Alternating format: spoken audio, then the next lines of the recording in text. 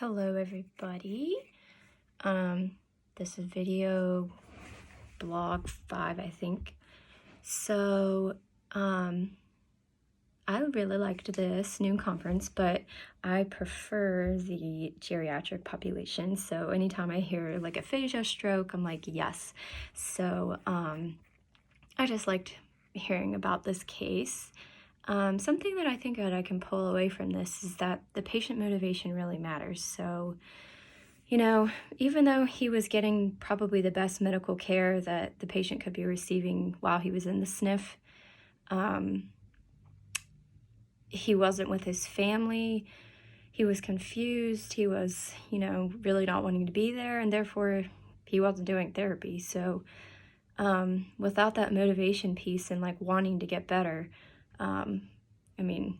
therapy wasn't even happening. So, it's kind of like what we've talked about in EBP. We have to take our patient's preferences into consideration, and his preference was to be home. So, and I think that really showed because he started making progress while he was home. So really, although we think it may be best for his, medical well-being, physical well-being, in all honesty, you still have to take into consideration kind of what the patient wants. So I think that's something you can take away. I think what I've learned that I can use in the future, just where he's bilingual. I'm not bilingual, so just hearing about how she kind of modified things to help, adapt the standardized testing, the treatment in order to meet his needs. I think that's important because even though I personally haven't dealt with a bilingual client in West Virginia, I may not always, live here, or, I might still live here and work with a bilingual client. You never know. So I think it's important to remember that you have to be adaptive when you're working with a bilingual client.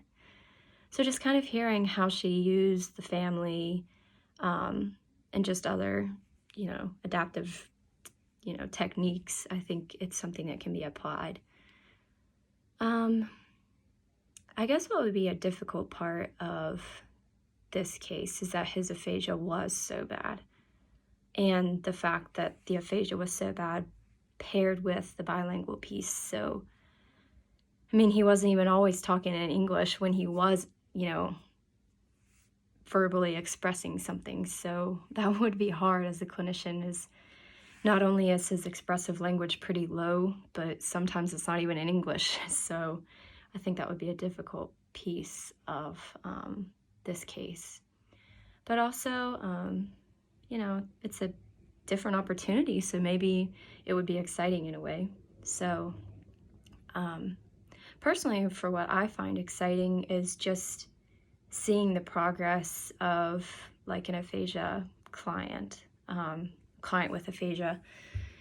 Like I've seen it so much at Encompass, and like I've told some of the classmates, they go from nonverbal, not saying anything, pointing, to further wants and needs, to going and expressing, 1, 2, 3 word phrase, utterances. And, that's because of their motivation in our treatment. And just what an awesome feeling to know that we get be a part of that. I think I say that a lot for what's exciting about it, but, I just love the field so much. And I think it's exciting that, we get to be doing all of these techniques someday. So, yay us. All right. Thanks, guys.